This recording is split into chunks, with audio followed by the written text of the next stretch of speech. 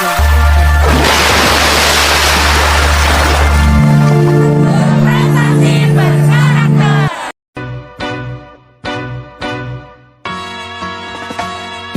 low while I pop a bottle off of your chain swinging, clang clang, and it costs a lot. Bitch, I'm always at the guala, yeah, and you are not badass beat. Keep on going till you hit the spot. Whoa.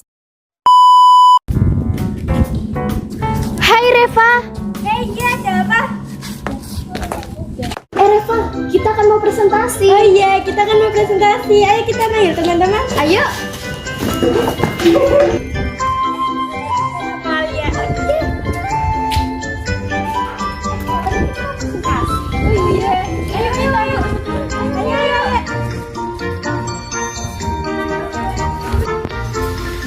Assalamualaikum. Halo teman-teman.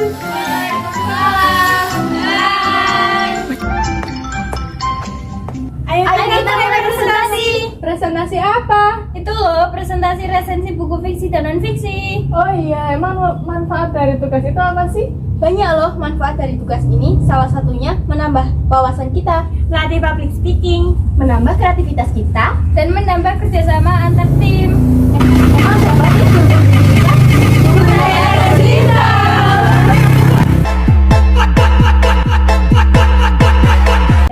Ya udah, ayo kita mulai presentasinya. Ayo.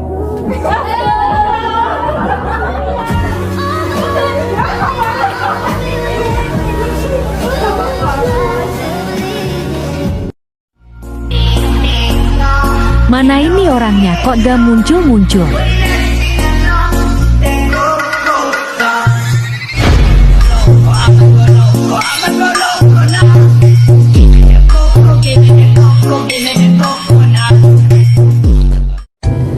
Assalamualaikum. Halo teman-teman. Perkenalkan, kami dari kelas 91 kelompok 2. Tiada duanya, Slebeu. Yang beranggotakan saya Aisyah Sumanisi, nomor absen 2. My name is Alia Nailing Saadah, number 3. Pulau Dila Yunardi Hidayah, nomor absen itu. Saya Naila Saratuata, nomor absen 22. My name is Nurfifa Ramatina, number 24. Kami Adi Reva Lestari Mailani, nomor absen 20 genep. My name is Mitari Aziza, number 29. Nama saya Isna Sawa Aurelia, nomor absen 30. Kali ini tema presentasi kita sangat penting loh. Jadi jangan sampai ketip ya sampai presentasinya selesai. Awas ya kalau ketip. Hasil laporan resensi buku fiksi. Yang pertama adalah identitas buku fiksi. Buku fiksi ini berjudul Jatuh ke Angkasa yang ditulis oleh Nabila Anasti Fazaria dan diterbitkan oleh PT Mizan Pustaka. Buku ini diterbitkan pada tahun 2018 di Bandung. Jumlah halaman buku ini adalah 144 halaman dengan ukuran 20,5 cm dikali 13 cm dan mempunyai harga Rp39.000. Tujuan penulisan buku. Apakah sebelumnya teman-teman sudah tahu apa dari tujuan penulisan buku ini? Baik, akan saya jelaskan mengenai tujuan dari penulisan buku ini. Tujuan penulisan buku novel yang berjudul Jatuh ke Angkasa ini adalah untuk memberikan informasi atau wawasan dan memperluas pengetahuan, memberikan pengalaman estetis kepada pembaca, serta menyampaikan maksud penulis kepada pembaca. Baiklah, di sini saya akan menceritakan tentang alur dalam buku fiksi ini. Novel ini dimulai saat Nirmala masuk sekolah menengah pertama dan bertemu dengan Kala dan 13 teman lainnya yang tak lain adalah sahabatnya. Kemudian 13 anak itu membuat sebuah kelompok bernama Sirius, yang artinya bintang yang paling terang di malam hari. Lalu waktu berjalan dengan cepat, sampai pada akhirnya Kala si ketua Sirius memutuskan melanjutkan pendidikannya di Malang, meninggalkan Nirmala dan teman-temannya yang berada di Bandung. Setelah perpisahannya dengan Sirius teman-temannya, Nirmala sangat terganggu karena kesendiriannya. Nirmala enggan memulai hubungan baru dengan laki-laki lain karena apa yang terjadi di masa lalunya. Kemudian Nirmala bertemu Angkasa lewat salah satu teman lamanya, yaitu Lula. Angkasa adalah laki-laki yang baik dan sangat peduli pada Nirmala. Dia rela melakukan apapun untuk menyenangkan gadis tersebut.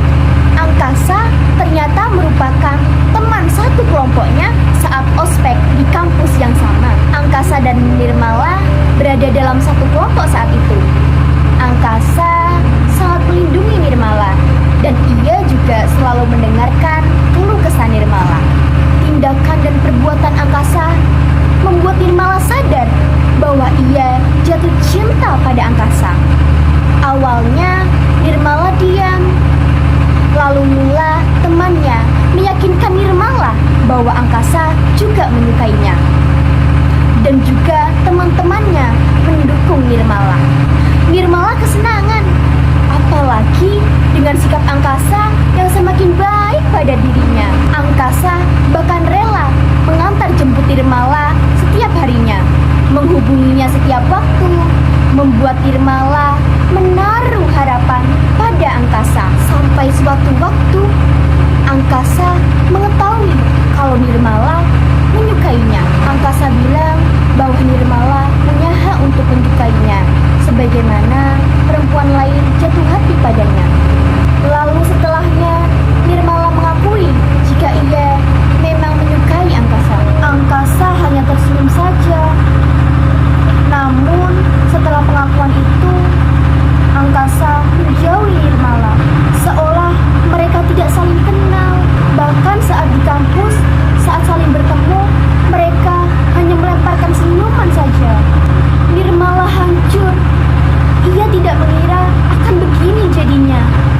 Di awal-awal kejauhannya dengan Angkasa, Nirmala merasa jijik atas perasaannya dengan Angkasa. Awalnya, ia menyesal telah jatuh hati pada Angkasa. Namun akhirnya, ia menyerah. Saat mengetahui bahwa Angkasa tidak menyukainya, Nirmala meledak. Bagai bintang Sirius yang meledak, memenuhi Angkasa. Nirmala menumpahkan segalanya, perasaannya, kesedihannya, dan juga penyesalannya. Nirmala pun meminta pendapat dari Bimbo, mantannya yang dulu. Bimbo berpendapat bahwa biarkan saja. Namun, Nirmala malah semakin sedih. Ia terus mengingat kenangannya bersama Angkasa. Nirmala tidak bercerita pada siapapun selain Bimbo dan teman-teman Siriusnya. Beberapa mengatakan untuk lepaskan saja. Namun, Nirmala masih terus bersedih. Akhirnya Nirmala menghubungi Kala untuk berbicara. Mereka berbicara sangat singkat, namun bermakna. Nirmala akhirnya memutuskan untuk membuat ceritanya dengan Angkasa sebagai sebuah tulisan. Ia mencurahkan bahwa dirinya tidak menyalahkan siapapun atas perasaannya itu. Dan tulisan itu Nirmala sampaikan kepada Angkasa, tidak peduli apa pendapat Angkasa. Pada akhirnya, Lula temannya berkata kalau ternyata Angkasa tidak pernah menganggap apapun hubungannya dengan Nirmala sebagai sebuah pendekatan. Ia tidak pernah berharap pada Nirmala. Nirmala terkejut. Ia menangis, merasa bodoh karena perasaannya itu. Pada akhirnya, ia kembali pada Tuhan karena telah melupakannya. Ia malu atas tindakannya selama ini. Ia mencurahkan isi hatinya dengan membuat sebuah puisi yang sangat menyayat, yang berisi penyesalan seorang manusia yang telah berharap kepada manusia lainnya. Nirmala adalah seorang gadis yang baru saja lulus dari masa SMA-nya. Dia memiliki teman-teman yang selalu menemaninya. Mereka memberi nama sebagai Sirius, yang berarti bintang paling bersinar di angkasa. Persahabatan yang erat di antara mereka membuat perpisahan menjadi begitu berat. Seperti yang dirasakan Nirmala, ia harus menjalani kuliah di Bandung. Ia masih sering terbayang dengan berbagai kebersamaan dan kenangan masa-masa sekolah bersama teman-temannya di Sirius. Sampai akhirnya ia bertemu dengan seorang lelaki bernama Angkasa. Ia bertemu Angkasa lewat salah satu teman lamanya, Lula. Angkasa adalah seorang mahasiswa yang humoris, berpenampilan nyentrik, peduli, dan mudah berteman dengan siapa saja. Kehadiran Angkasa membuat Nirmala seperti menemukan kembali cerianya yang telah lama lenyap selepas lulus sekolah dan berpisah dengan sahabatnya di Sirius. Angkasa menunjukkan kepedulian yang begitu besar kepada Nirmala. Ia sering mengatakan Nirmala pulang kuliah, menemaninya makan, dan membuat tugas kuliah. Angkasa juga pandai membuat Nirmala tersenyum dan tertawa gembira dengan berbagai tingkah kocaknya.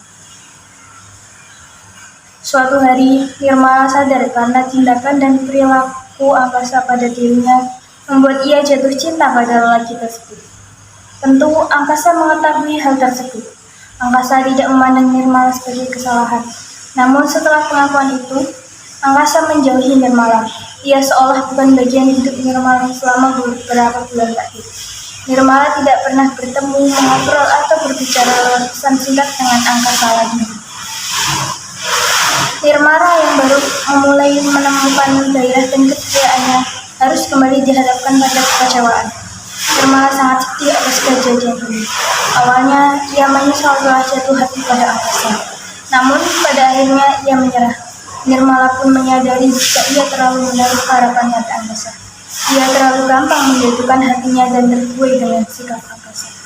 Padahal Nirmala tak tahu apakah Angkasa memberi perhatian kepadanya karena benar-benar menginginkan hubungan yang lebih jauh, atau Angkasa menganggap perhatiannya pada Nirmala sebagai hal biasa. Dan benar, temannya yang tak sengaja sempat berbincang dengan Angkasa menjelaskan semua pada Nirmala, bahwa Angkasa tidak menganggap kedekatannya dengan Nirmala di masa lalu sejauh ini, ketika runtuh semua angan-angan Nirmala. Akhirnya, ia menyerah jika Angkasa tidak menyukainya. Pada akhirnya, Nirmala kembali kepada Tuhan melindunginya sampai akhir. Pada novel ini terdapat gambar yang membuat para pembaca tertarik dan bisa membayangkan karena ada gambar tokohnya. Alurnya menarik karena membuat kita penasaran dan endingnya tidak terduga. Bahasanya bagus, bukan bahasa Indonesia saja, ada bahasa Inggris dan bahasa Sunda. Membuat para pembaca tidak bosan dan tidak monoton. Terdapat lirik lagu yang membuat buku ini semakin bagus dan tidak membosankan. Juga bahasanya indah, membuat para pembaca kagum. Tetapi pada dialog yang menggunakan bahasa Inggris dan bahasa Sunda tidak terdapat translitnya, sehingga para pembaca sulit untuk memahami bagian tersebut. Dan pada bagian awal novel ini ceritanya kurang dimengerti, membuat para pembaca kebingungan. Ulasan atau tanggapan. Dalam novel yang berjudul Jatuh ke Angkasa ini, penulis menggunakan sudut pandang orang pertama sebagai tokoh utama, yaitu sudut pandang Nirmala, di mana Nirmala hanya mengetahui apa yang ia pikirkan saja tanpa tahu apa yang orang lain pikirkan. Sudut pandang ini juga membuat para pembaca tidak mengetahui apa yang dilakukan tokoh lain selain kegiatan Nirmala. Hal ini terjadi karena penulis hanya menggunakan sudut pandang Nirmala saja, yang artinya pembaca mengetahui apa yang Nirmala lakukan. Gaya bahasa adalah cara berbicara atau cara menulis yang digunakan penulis dalam menyampaikan tulisannya atau argumen. Di beberapa kesempatan, penulis menyelipkan bahasa Sunda sebagai bahasa daerah. Di beberapa percakapan antara Nirmala dengan Angkasa dan Bimbo, penulis juga terkadang menyelipkan bahasa Inggris. Selain menggunakan bahasa asing atau bahasa daerah, dalam novel yang berjudul Jatuh ke Angkasa juga menggunakan beberapa majas atau pemilihan diksi yang berlebihan. Penokohan dalam novel yang berjudul Jatuh ke Angkasa ini memiliki karakter dan sifat yang berbeda-beda sehingga pembaca lebih menarik untuk membacanya. Novel ini sangat direkomendasikan bagi kalangan remaja karena novel ini mengisahkan tentang para remaja. Hasil laporan resensi buku non-fiksi. Bagian pertama, identitas buku. 1. Judul buku, mengenal rangka tubuh. 2. Penulis, Dr. Nina Surtiretna, spesialis kesehatan anak, magister kesehatan. 3. Penerbit, Kurikulum Faiti Wahana Iptek Bandung. 4. International Standard Book Number atau ISBN dengan nomor 60281341004. 5. Tahun terbit 2007. 6. Jumlah halaman buku 60 halaman. 7. Ukuran buku 15 x 21 cm. 8. Harga buku Rp21.450. Tujuan penulisan buku mengenal rangka tubuh adalah untuk mendorong pembaca lebih mengenal diri, menambah wawasan, memperkuat dasar teoretik pengetahuan sains, serta agar mampu menyelesaikan masalah yang mereka hadapi dalam kehidupan sehari-hari. Peta konsep buku mengenal rangka tubuh. Setiap manusia memiliki rangka, bagian-bagian rangka, fungsi tulang, jenis-jenis tulang, hubungan antar tulang, menjaga bentuk rangka dan sikap tubuh, penyakit dan kelainan tubuh, makanan untuk tulang, bagaimana kita bergerak, fakta tulang-tulang kita. Itulah peta konsep buku mengenal rangka tubuh. Bagian selanjutnya adalah rangkuman. Rangkuman buku non-fiksi mengenal rangka hidup adalah ketidaktahuan pelajar akan dasar teoretik pengetahuan sains dan kurangnya life skill yang memicu tumbuhnya kreativitas dalam mengatasi masalah merupakan latar belakang penulisan buku ini. Buku karangan Dr. Nina Surtiretna dibagi menjadi beberapa seri, yang dimana tiap seri disesuaikan dengan para pembacanya. Buku ini dibagi menjadi 10 bab yang disertai dengan bagian-bagian yang akan merincikan dari pokok pembahasan tersebut. Pada bab 1 membahas mengenai rangka makhluk hidup. Pada bab ini terdapat salah satu ciri makhluk hidup beserta arti dari istilah rangka dalam berbagai makna yang umum. Pada bab 2 membahas mengenai bagian rangka manusia yang merincikan bagian tengkorak, badan, dan anggota gerak atas maupun bawah, serta dilampirkan foto letak tulang pada tubuh manusia. Pada bab 3 membahas mengenai fungsi utama rangka dalam tubuh manusia, yang juga terbagi menjadi 5 rincian. Terdapat penjelasan di setiap manfaatnya beserta informasi tambahan yang berada dalam kotak pencetak abu-abu. Pada bab 4 lebih membahas pada susunan yang terdapat pada tulang dan jenis-jenis tulang manusia berdasarkan keadaannya, serta letak dan bentuknya yang lengkap dengan ukuran tulang dan contoh tulang yang bentuknya tidak teratur. Pada bab 5 membahas tentang hubungan antar tulang beserta pembagiannya, jenis-jenis sendi yang lengkap dengan penjelasan contoh sendi, gambar, dan letaknya.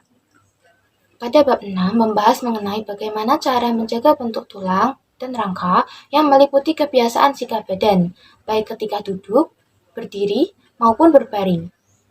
Pada bab 7 membahas tentang beberapa penyebab penyakit tulang dan kelainan dalam pertumbuhan tulang yang tentu saja dapat mengganggu terjadinya gerak yang normal. Pada bab 8 membahas tentang makanan beserta mineral yang diperlukan untuk pertumbuhan tulang agar berlangsung secara normal dan juga penjelasan fungsi mineral yang dilengkapi dengan contoh makanannya. Pada bab 9 membahas tentang sarana kita dapat bergerak. Proses bagaimana suatu gerakan dilakukan yang melibatkan peran tulang, otot, otak, dan saraf. Serta disajikan pula ilustrasi dengan penjelasan yang rinci di sekitar gambar yang dilengkapi dengan cara kerja otot ketika bergerak. Terdapat pula penjelasan tentang gerak refleks dan contohnya dalam kehidupan sehari-hari. Pada bab 10 membahas mengenai fakta-fakta tentang tulang kita yang banyak orang belum mengetahui bahwa sistem rangka ini menyimpan fakta unik, dengan dilengkapi penjelasan rincinya di setiap fakta yang tertera dalam setiap paragraf.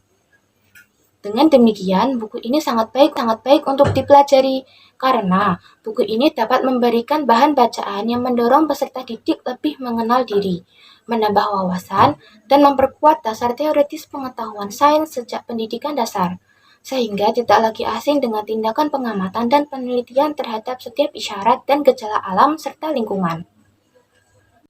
Kelebihan dan kekurangan buku non-fiksi mengenal rangka hidup adalah buku ini dikemas dengan informasi yang dilengkapi dengan gambar-gambar dan bahasanya yang diringkas sedemikian rupa, sehingga mudah untuk dipahami. Namun sayangnya, dalam buku ini terdapat banyak istilah-istilah yang sulit dipahami, khususnya bagi anak-anak, sehingga untuk memahaminya diperlukan pembimbing yang sudah menguasai bahasa rangka. Selanjutnya, giliran kami yang akan memberi tanggapan pada bagian ulasan. Informasi yang diberikan oleh buku mengenal rangka tubuh sudah cukup lengkap, terutama jika dilihat dari fisik buku yang tidak terlalu tebal. Namun, dengan fisik buku seperti itu, membuat bab yang terdapat dalam buku tersebut juga berkurang.